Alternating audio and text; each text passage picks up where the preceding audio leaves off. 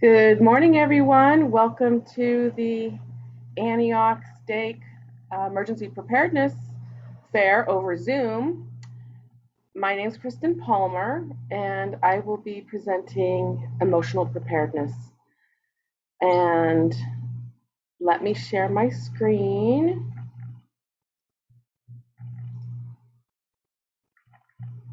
Okay. Okay. Um, so these are the things that we will be covering today. Um, First is emotion basics, and then, in case of emergency, what to do right in the midst of everything. And then finally, we'll be covering some helps for ongoing traumatic or fearful situations. So, first and foremost, emotion basics. I've tried to cite the sources of most of the things that I've been using. So, you should be able to see that on the screen. Every emotion has a bodily felt sense. Also, there's a label, a word to communicate the emotion, a need that is is is connected to the emotion, and an action tendency of what we tend to do when we're feeling that emotion. And this is a really important thing to know about our emotions. Here's a chart that helps illustrate that. For fear, our bodily felt sense is racing heart, sweaty palms, um, our digestion starts slowing down. And the thing that we need when we're feeling afraid is some safety and protection. And what we tend to do to get that is to run or hide, that kind of thing. Sadness, there's heaviness and slowness. And what we're needing is some kind of comfort. And often people feel better when they get a hug when they're sad, or even close proximity to someone that they feel comfortable with can be helpful and comforting.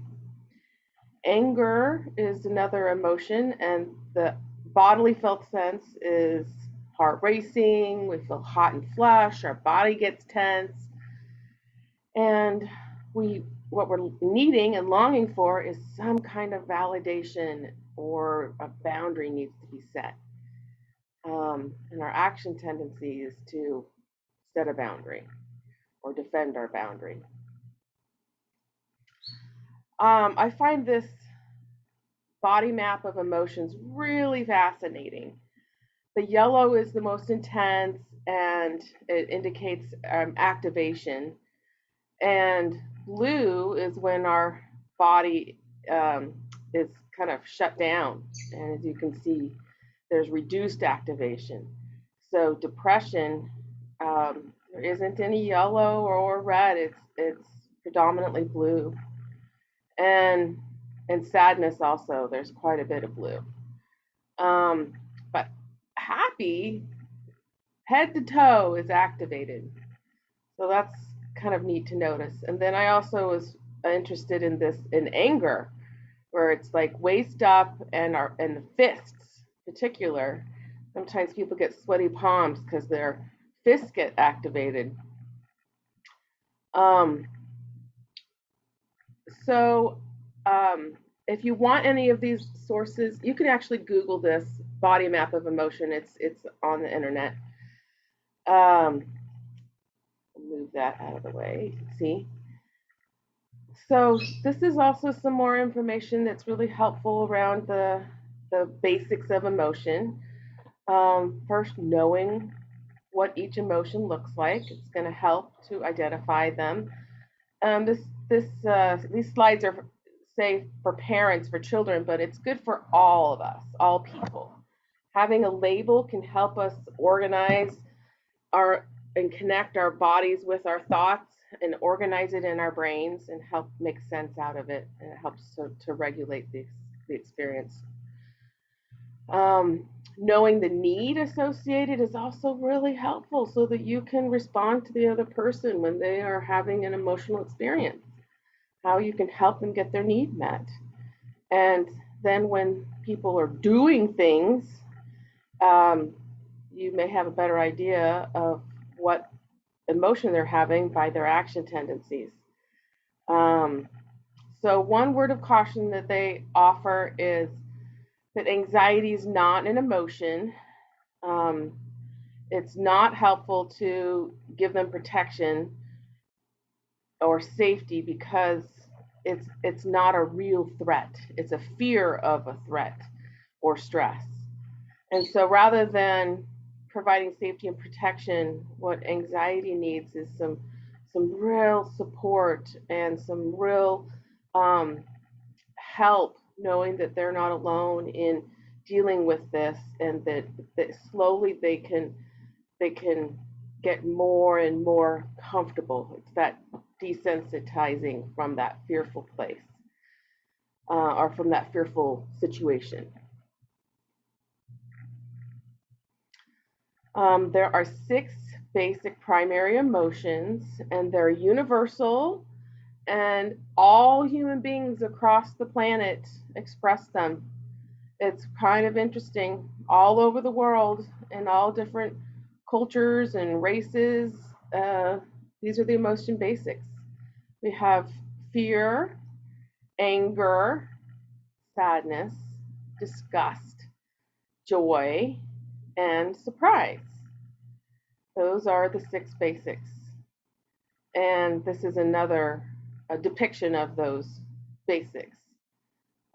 Fearful, angry, sad, happy, disgusted, and surprised. And in the last several generations, emojis have emerged to demonstrate emotions. So one important thing to learn about emotions is that we are better together. We actually do really well trying to regulate ourselves when we're with another person. Another person can help us regulate our emotional state.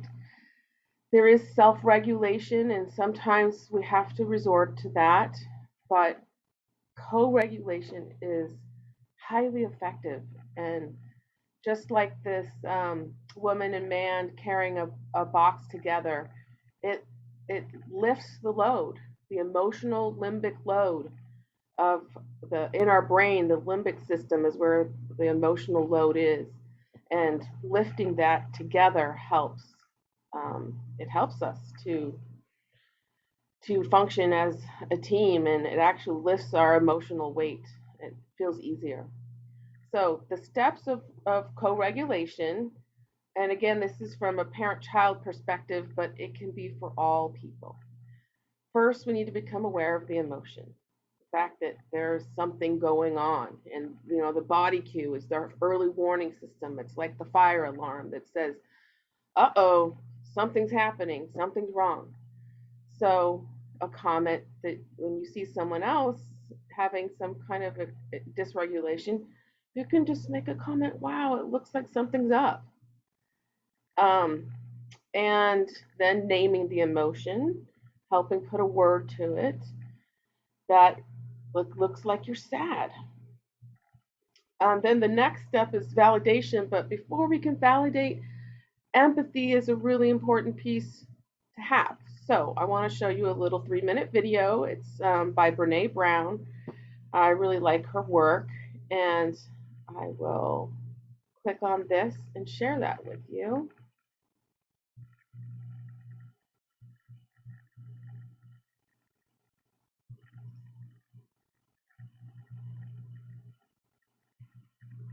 Here's what's awesome about being a writer. People will Hold follow on, we you. got the commercial. Okay, here we go.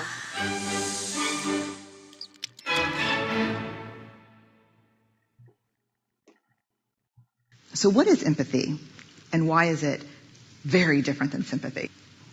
Empathy fuels connection. Sympathy drives disconnection. Empathy, it's very interesting. Teresa Wiseman is a nursing scholar who studied professions, very diverse professions where empathy is relevant, and came up with 4 qualities of empathy. Perspective taking, the ability to take the perspective of another person or recognize their perspective as their truth. Staying out of judgment, not easy when you enjoy it as much as most of us do. Recognizing emotion in other people and then communicating that. Empathy is feeling with people. And to me, I always think of empathy as this kind of sacred space when someone's kind of in a deep hole and they shout out from the bottom and they say, I'm stuck, it's dark, I'm overwhelmed. And then we look and we say, hey, I'm gonna climb down. I know what it's like down here. And you're not alone. Sympathy is, ooh, it's bad, no. You want a sandwich? Empathy is a choice, and it's a vulnerable choice, because in order to connect with you, I have to connect with something in myself that knows that feeling. Rarely, if ever, does an empathic response begin with at least. Yeah. And we do it all the time. Because you know what? Someone just shared something with us that's incredibly painful, and we're trying to silver lining it. I don't think that's a verb, but I'm using it as one. We're trying to put the silver lining around it. So, I had a miscarriage. Oh, at least you know you can get pregnant. I think my marriage is falling apart. At least you have a marriage. John's getting kicked out of school. At least Sarah is an A student.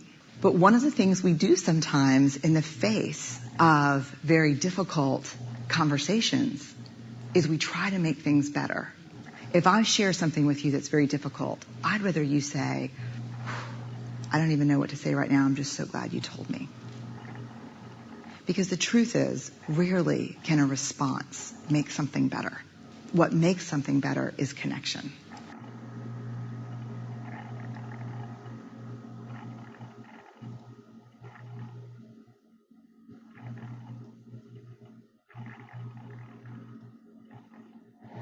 Okay.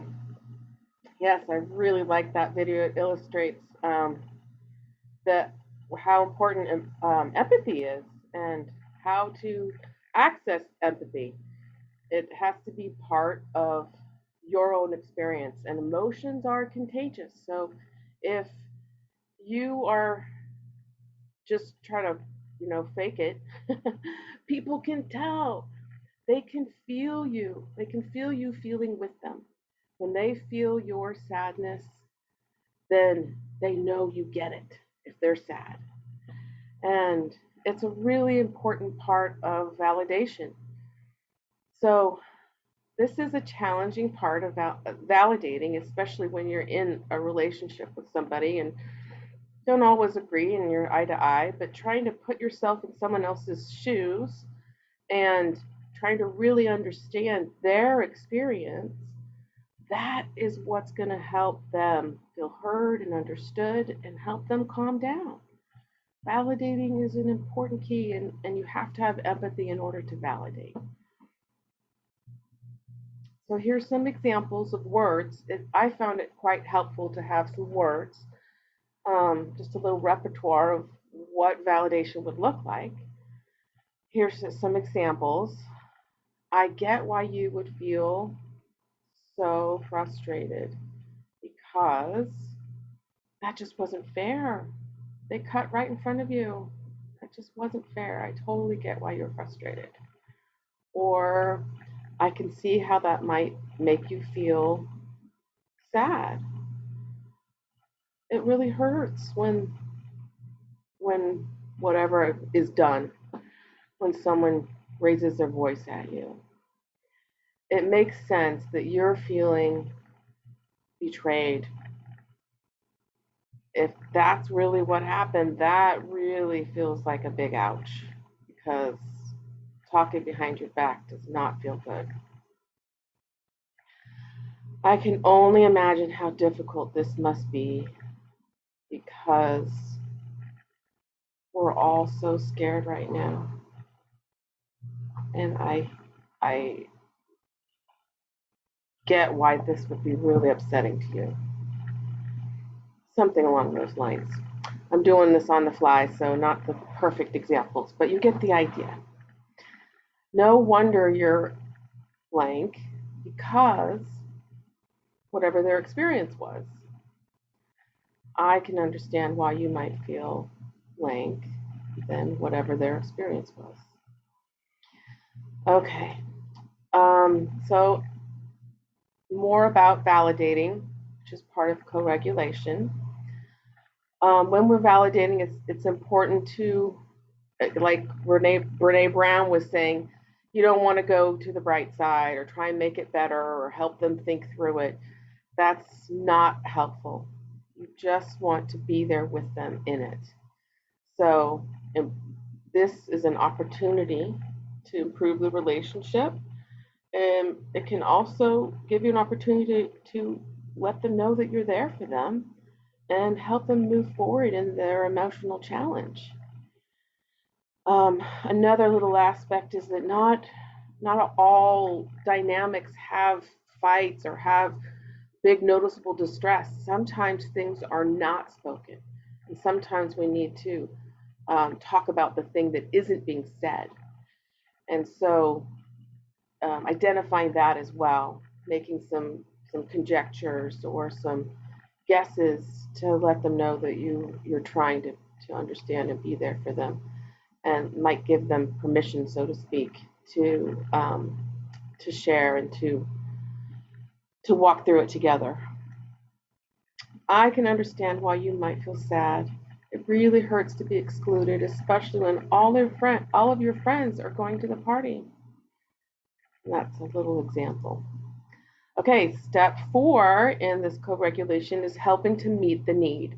So remember, every emotion has a need associated with it. Sadness is they're needing soothing, some kind of comfort. It could be a hug, it could be some soothing words, it could be touch, pat on the shoulder, or however that person feels soothed. Could just be closeness, just sitting next to somebody. Anger, that need is to help them set or defend a boundary. Fear, their need is for some protection from danger. And remember that anxiety is separate from fear. So then the anxiety is to help confront the anxiety provoking situation with love and support. So if they're afraid of driving on the freeway or afraid of the dark, those kinds of things are really common, and it's understandable, and helping them feel okay about where they're at and that this is something that's conquerable and we can do it better together. Okay, the last step in this co-regulation is step 5, and that's fixing it or problem solving. And sometimes we don't even need to get to that step because all the other aspects of it were enough.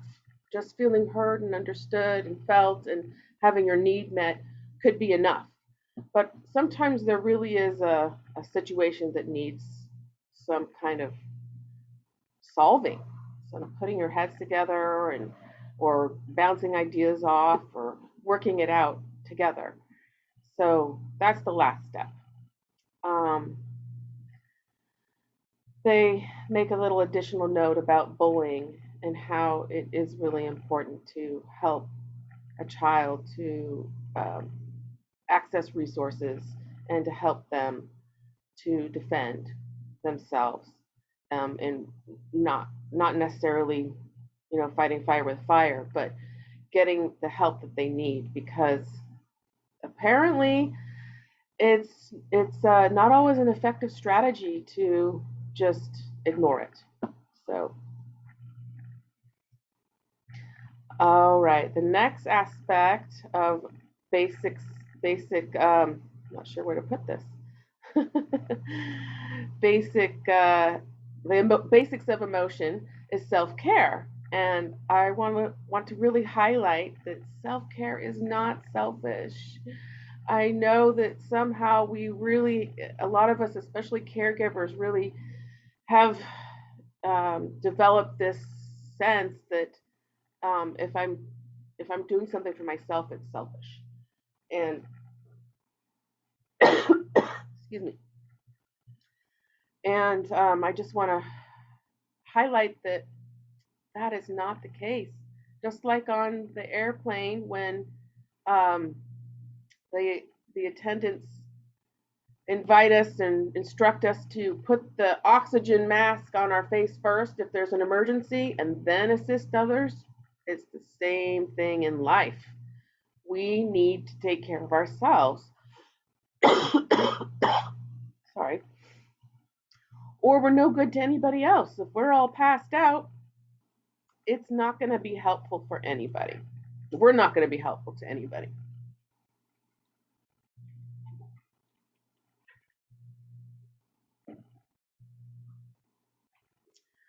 Excuse me. Okay, so these are some self-care things that are really important. They're just basics. I also like to call them anti-anxiety behaviors or antidepressant behaviors because all of these little self-care, this list, I have a list and there's more on the next page that I'm going to share with you. They all send endorphins to our brain that help lift our mood and help us feel better. So, sorry, I got a tickle there. First and foremost is routines. Routines are so critical. They can help save our lives. Like during the pandemic when everything was shut down and there was no place to go and nothing to do, it's easy just to get out of our routine. But staying in that routine is a really important part of having a healthy self and taking care of yourself. When we get up in the morning, brush your teeth, put on clothes, open the curtains, let the sun shine in. It sends signals to our brain that it's time to wake up, time to be productive, time to do something. And same thing when we go to bed, when we turn down the lights, dim the lights, stop watching screens like at least an hour before bed.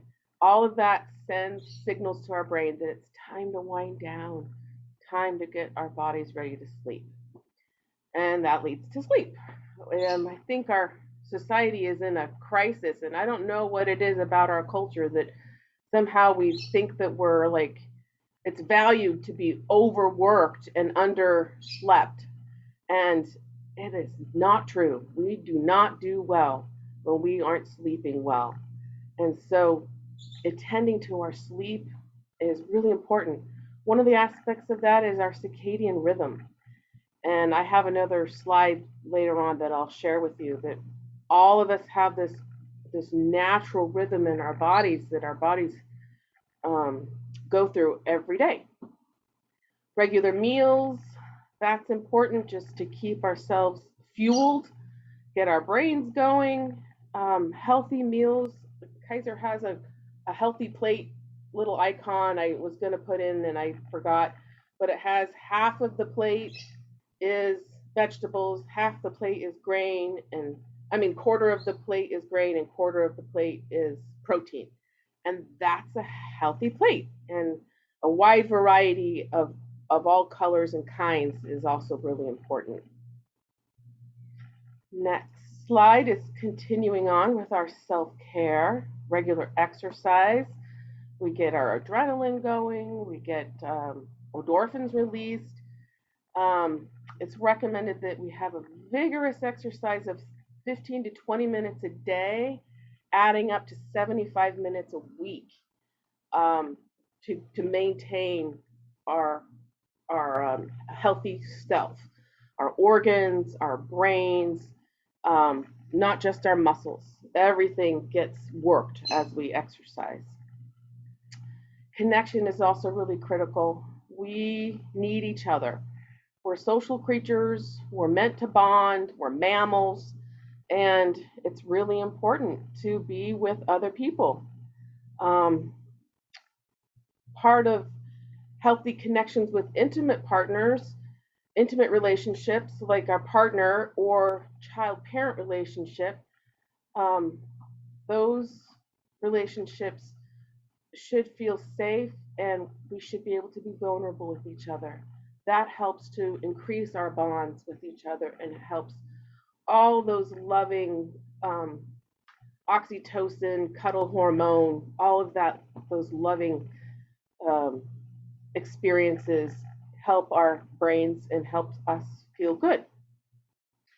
Sunshine, I think it's just fascinating that being out in the sun actually gives us a vitamin.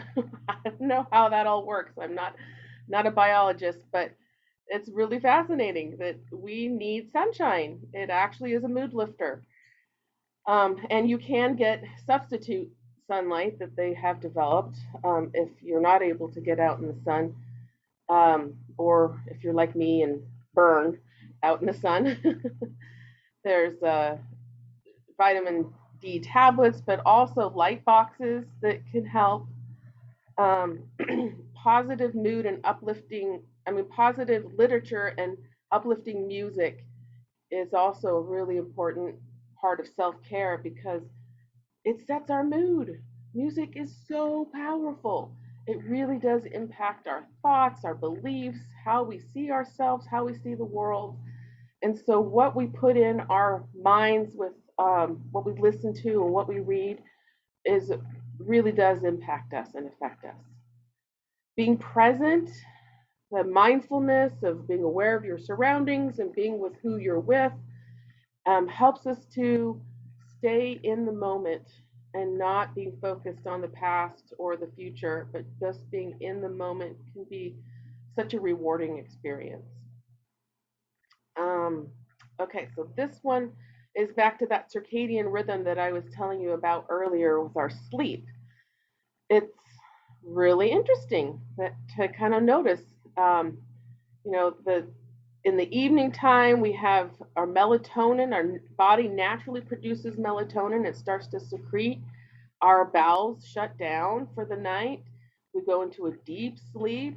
Our temperature, body temperature, is reduced. And then as we start to wake up, there's a rise in our blood pressure. Melatonin stops secreting. Our bowels start waking up and start moving. Testosterone is released in the morning, and we're most alert first thing in the morning, or mid morning. It's really interesting. We also have coordination. Best time for coordination. Let's see, what is 14? What is that? 2 p.m., 2:30 p.m., 3:30 p.m. is fastest reaction time.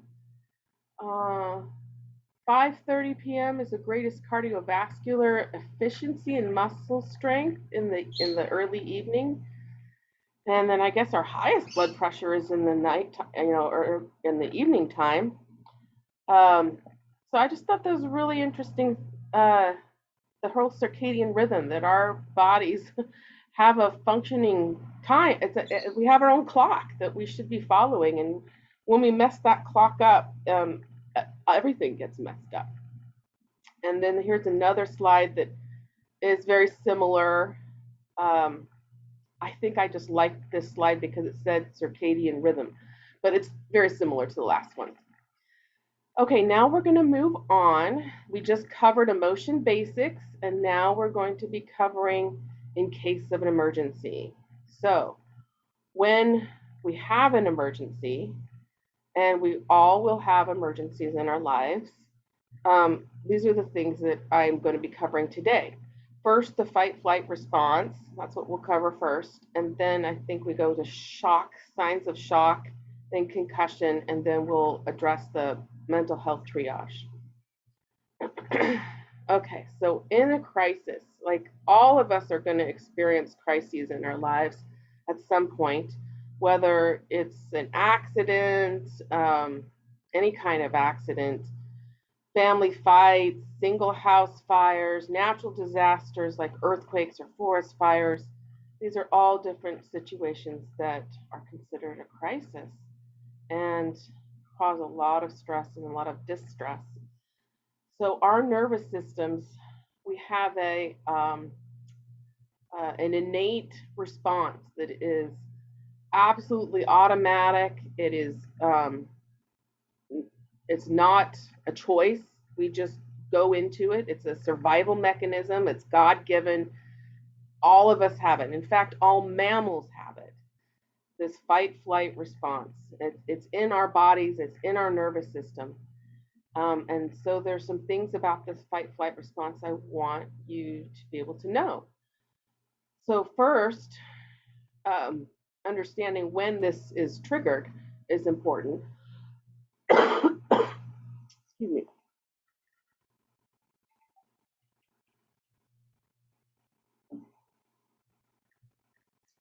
We all have a window of tolerance where we're thinking and feeling at the same time. When we step out of our window of tolerance, we're not able to think. We are just reacting. We're not thinking and feeling at the same time. Typically, our rational brains are kind of diminished or shut off. So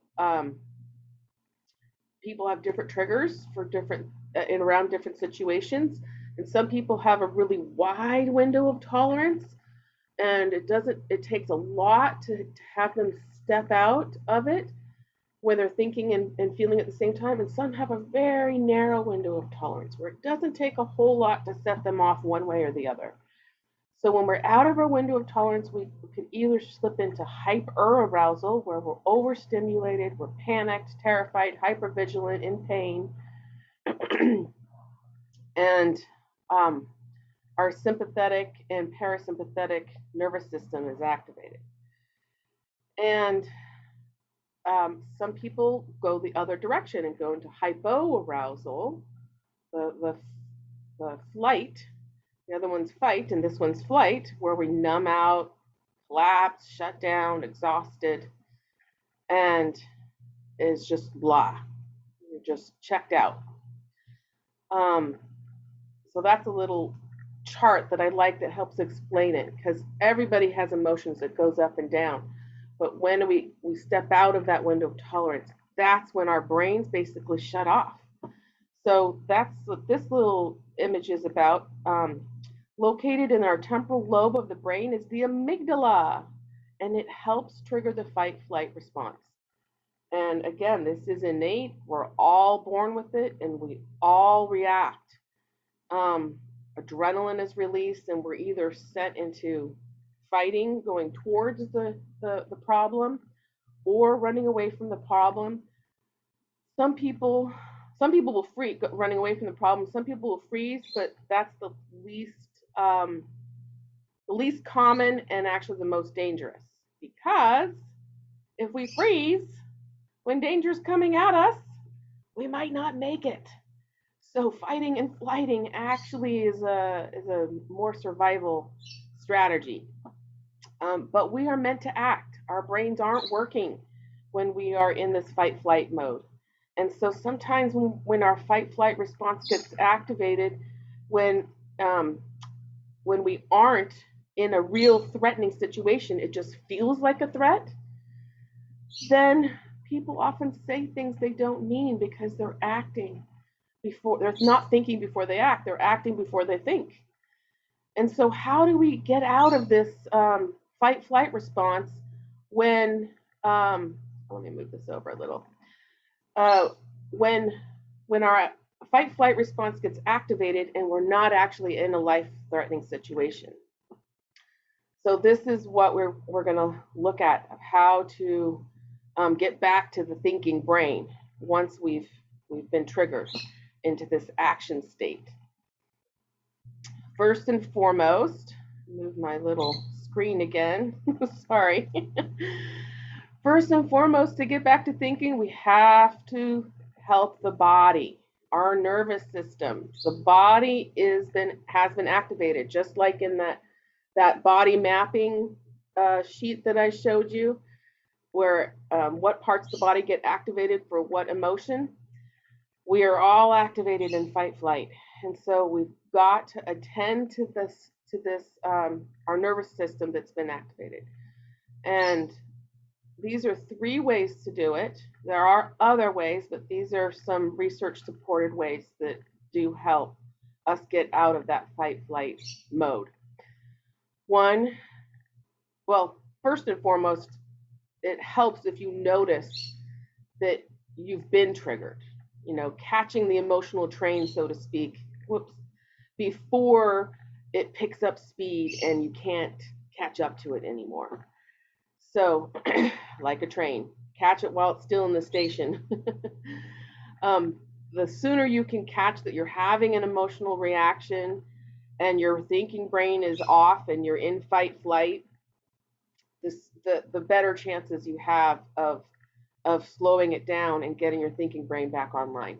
So one really important thing, what I invite people to do as soon as they notice their personal emotional response to whatever the situation is, and it's not a life-threatening situation, it just feels like it because it's scary and intimidating, or it feels like it's a threat to the relationship, not to your life. First and foremost, I invite people to go take a breather.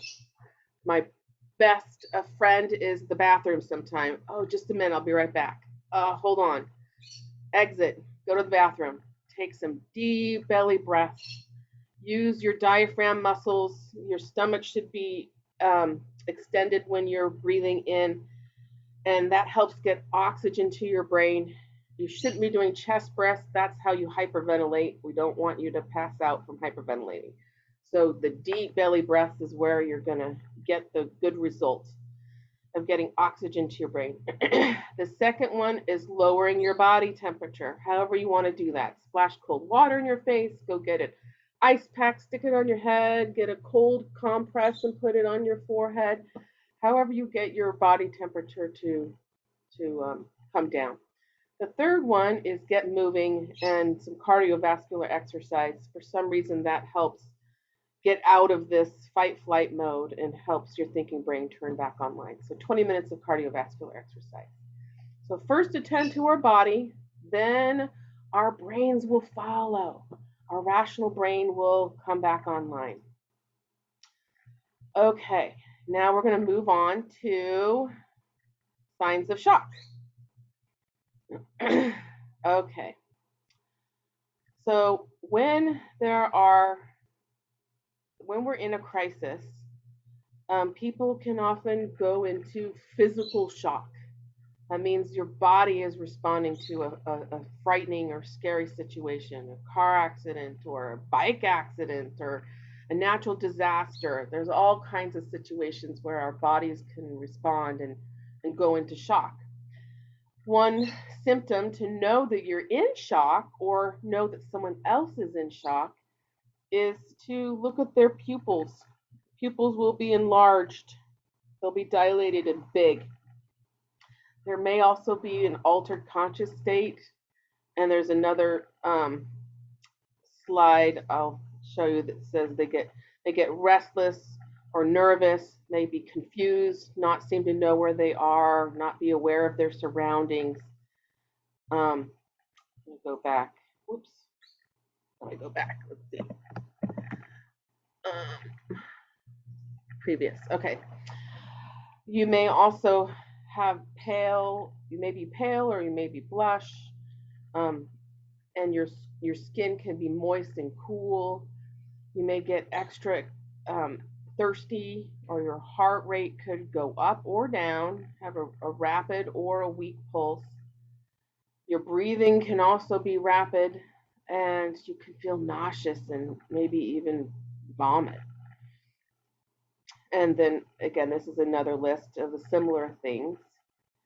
I think I shared with you what is different. And then what to do when someone is in shock. And if you're recognizing that you're in shock, you can put yourself in this position.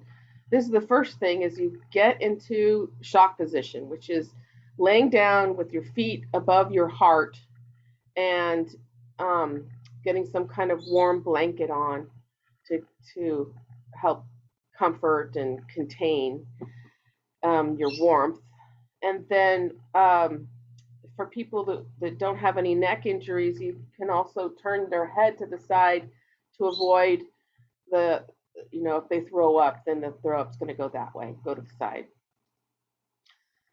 So that's what you do in the immediate emotion, in the immediate moment. But later on, if the symptoms of shock are not dissipating, then like if it's been more than a month and you're still feeling like this event just happened and it's staying with you, and if you're vigilant and you're worried and scared all the time, then that crisis, constant crisis and feeling like it's happening right now, those are all signs of PTSD, post-traumatic stress disorder, and you may need to get more help, and you may need to see a doctor or a mental health specialist to help work through this traumatic experience. Okay, we're going to move on to signs of a concussion. These are important because concussions can be bad. It actually affects our brain. So this is one way that we can get a concussion. There's actually 3 different ways, but this is one image of how it can happen. You can have an impact on your head and your whole brain gets squashed forward and hits the front. And so then you're having, even though you're hit here, you're being, the brain itself is being damaged in the front. So a concussion is a violent shaking or jarring of the head that leads to a disturbance of brain function. And yeah, our brains are really sensitive. That's why we have our thick skulls around them. And so when they're damaged, it can really impact our functioning. Let's see. These are the signs of concussion and the symptoms of a concussion. And I think these are important for everybody to know because everyone can be affected by this. Having loss of consciousness, being disoriented, incoherent speech, being confused, having memory loss, or dazed or a vacant stare. These are all things that are observable by other people. And then symptoms of what you might be experiencing is having a headache or feeling dizzy, difficulty concentrating, sensitivity to light, ringing in your ears. You may feel really tired or you may vomit. And so if you have any of these symptoms, I highly, highly recommend that you see a doctor. Because if you do have any of them, then it may be more than just a concussion. You may actually have traumatic brain injury. And treating that, the key is early detection. So you don't want to just let that go. You really want to get some help. Okay, our final aspect of the in case of emergency is mental health triage. So now that you've learned about the fight-flight response, how it's involuntary, learned about the shock signs and symptoms and the signs and symptoms of a concussion, now you know more what to look for to help others and yourself. So quickly, just to define the word triage. Triage is when we assess a situation and we match up people, patients, people that are in need with resources, and we just have limited information about what's happening, but we're doing our best to match them up. So someone that may need, medical care, but mentally they're there, then you want to send them to the doctor. Somebody who has no physical symptoms on the outside, but there's clearly something wrong. They're not being responsive, and then they may need a doctor, or they may need a mental health professional. Because sometimes there's internal injuries as well. So helping people get to the right place. Sometimes they just, they may need somebody to be with them. So kind of assessing where to go and when mental health services are needed. These are some things that you can do if you're on site with people and you're okay, but they're not. So these are some things that you can do.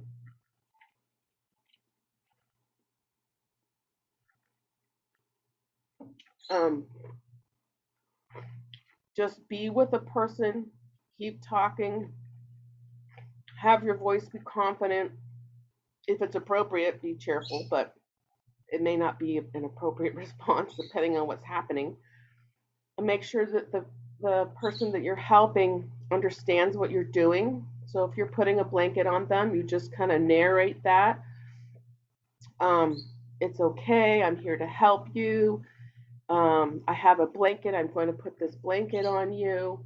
If they're confused, then you kind of talk them through what happened. There was a fire, you're outside, you're safe, those kinds of things. If they're quiet and they're not responding verbally, then you can try and engage them, ask questions of whether they have children or whether they have pets, and um, ask them about their life, trying to keep them engaged and keep their mind active um, is a comfort, just knowing that somebody's there. Okay, and then here's another scale of emotional pain, which is kind of fascinating as well. That they have discovered that pain in the body, physical pain, and emotional pain are not distinguished in our brains. That pain shows up in the exact same place in our brain, whether it's emotional pain or physical pain.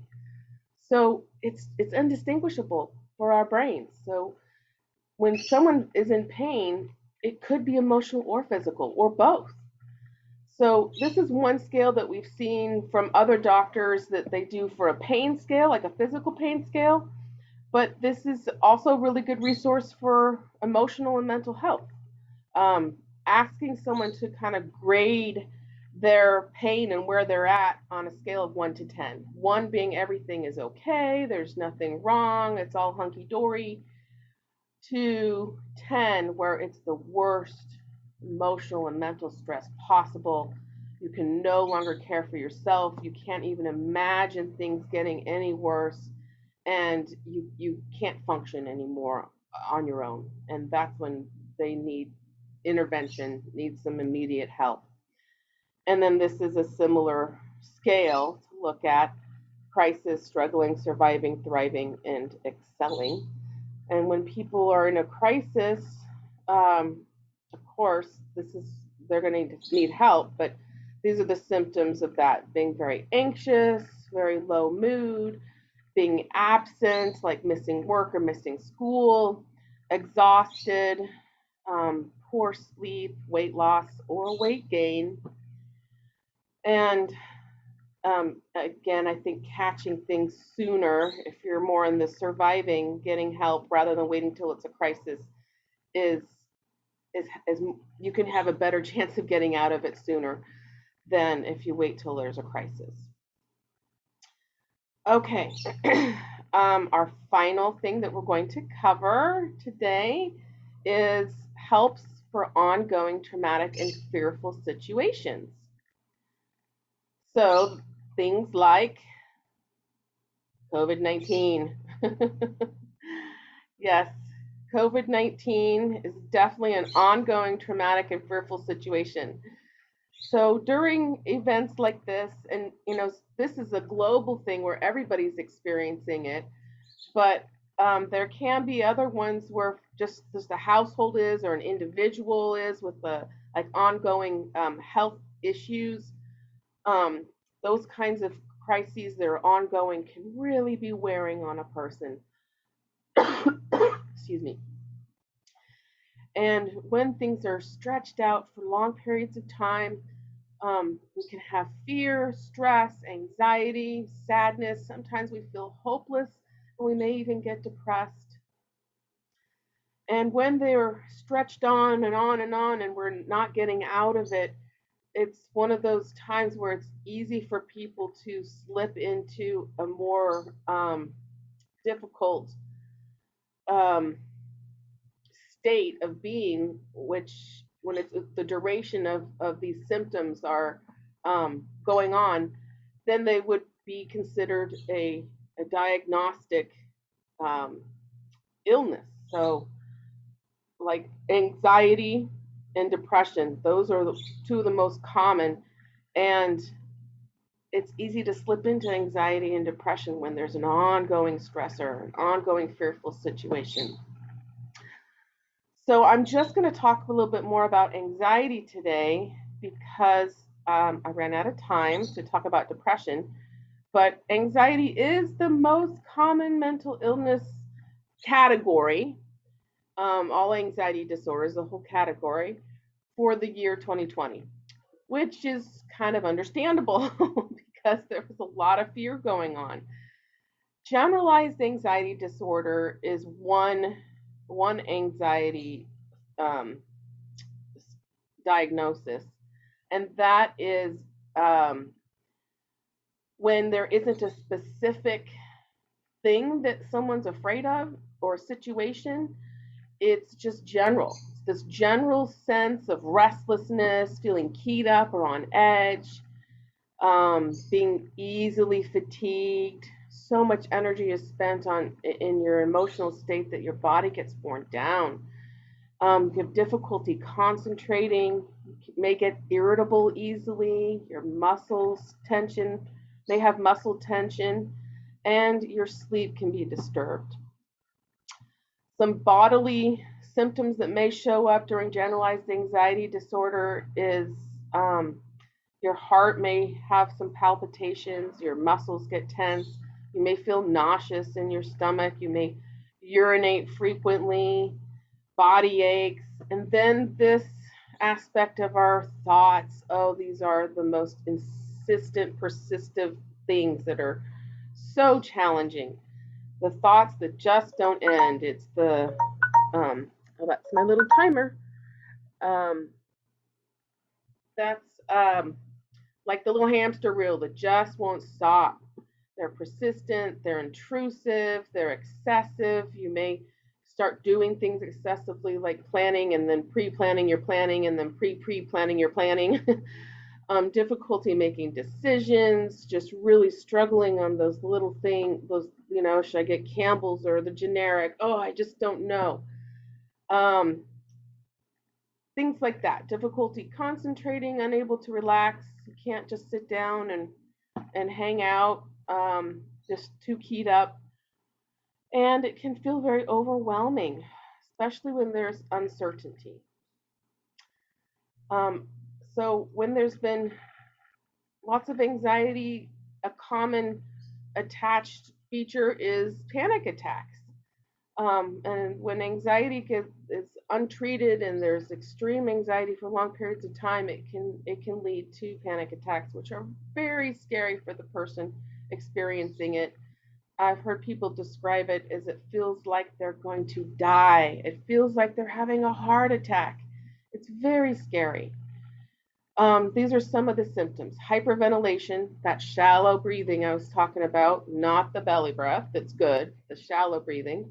Heart palpitations, nausea, chills or hot flashes, sweating, trembling or shaking, numbness and tingling, and dizziness.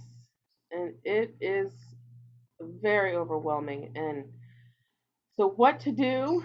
These are some things that you can do. Some of them we talked about already, of how to get out of that fight flight place, because that's kind of what anxiety is you live in that fight flight place all the time. And it is exhausting. We're not meant to live there. So what I said before, the deep belly breaths, splashing cold water, get your body temperature down, and cardiovascular exercise. Another one that I've added is the rule of 3, which is most helpful before you're actually in a full-blown panic attack, but it may help to get you focused on the present. So focusing on 3 things that you can see, 3 things you can touch, 3 things you can hear. That all of the symptoms. All of the senses, the 5 senses, 3 things of each of the 5 senses to help you get into the present. So those are some. There's plenty more anti-anxiety tools, but those are just a few. Okay, and then I want to share a little bit about anxiety itself and how I like the analogy of, there's two analogies I have here. One is that it's like a plant or a weed, and it will grow if you give it attention. Just like a plant needs water and oxygen and nutrients, anxiety is the same thing, and sunshine. Anxiety is the same thing, where we, if we feed it and keep working on it, then it will grow. But if we kind of snuff it out, don't feed it, don't give it water, don't give it nutrients, um, then it will suffocate and it will die. So how do we not feed it? Um, I have a little sheet that I'll show you after this that is, there's some helpful tools there. Another analogy that I like is a bully.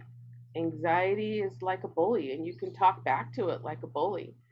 Um, it hits you where it's vulnerable, in your vulnerable spots. It convinces you that things are bigger and worse than they really are. So we can fight back. Tell the anxiety, this will pass. I'm not listening to you. You're trying to trick me. I don't believe you. And I like the little analogy of the angel and the devil on the shoulder, and just want to like flick anxiety off. Like, you're not getting me today. um, so I think I can share. Well, let me just share this with you, and then I'm going to add a little bit more about the anxiety. I have another page I can share with you. So wrapping up, we've covered these three things: emotion basics, in case of emergency, and helps for ongoing traumatic or fearful situations. So I am passionate about mental health, and I invite you to remember, this is kind of the takeaway that I want you to remember, is that we are better together. We have been put here on this earth as families. We've been blessed with ward families. Isolation is the enemy of a healthy connection. So we are meant to bond. We're not meant to do this hard life alone.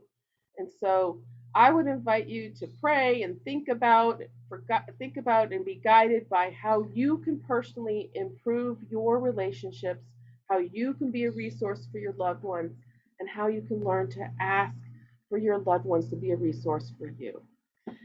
And the church also has some great resources that, if you're interested, you can send me your information, and I'd be happy to send you these links. Learn and practice healthy coping skills and developing strong and healthy relationships with others. How to be there for someone during, through an emergency.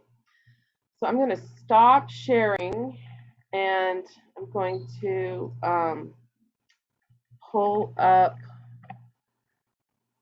let's see, pull up my anxiety page, and here we go. Okay, now I'm going to share again. Okay, so this is the last thing I'll share.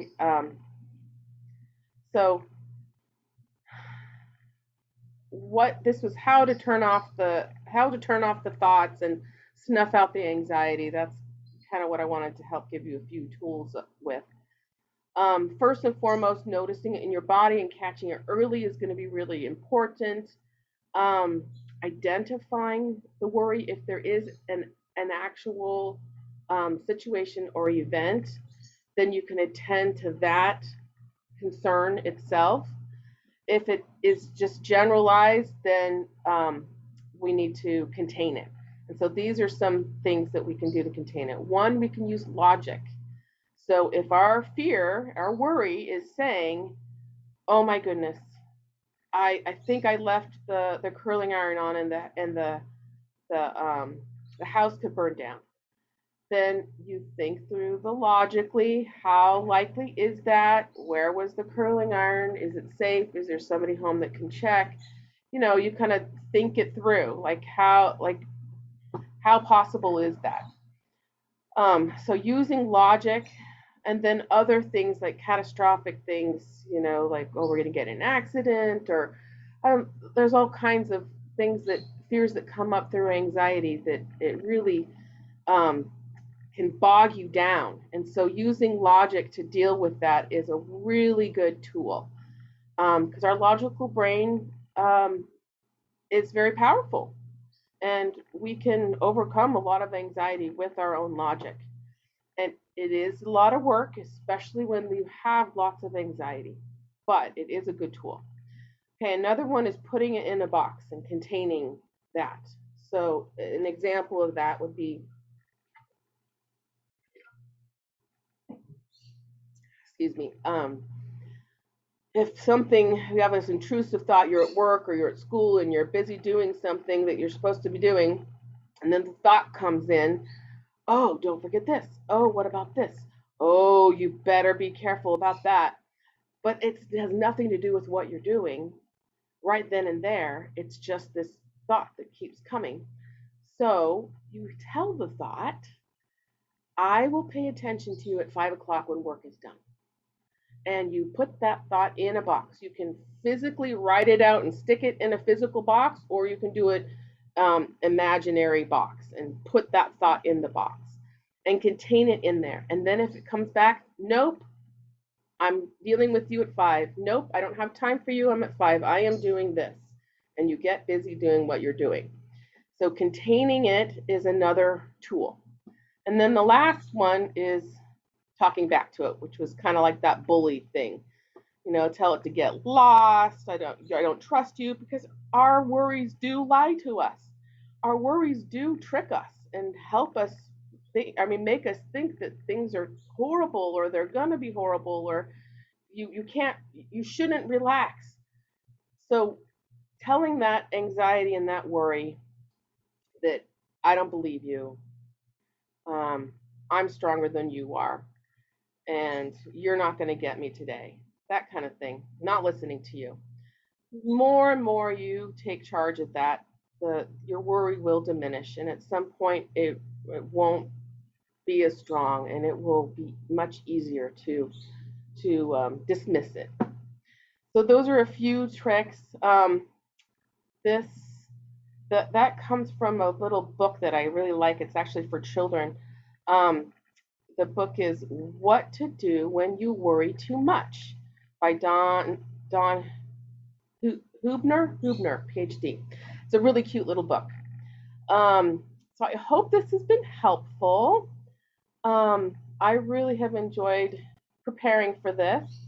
And if you would like a copy of my presentation, feel free to contact me. I think there's an email that or some kind of URL that President Fowler provided to let me know your email, and I can send you the links and the handouts that I have that may be helpful. And again, I invite you all to remember that we are better together, and that co-regulation is a really powerful tool as we work together and share the emotional load. And I leave that with you. Enjoy. Thank you for coming and for listening. Bye.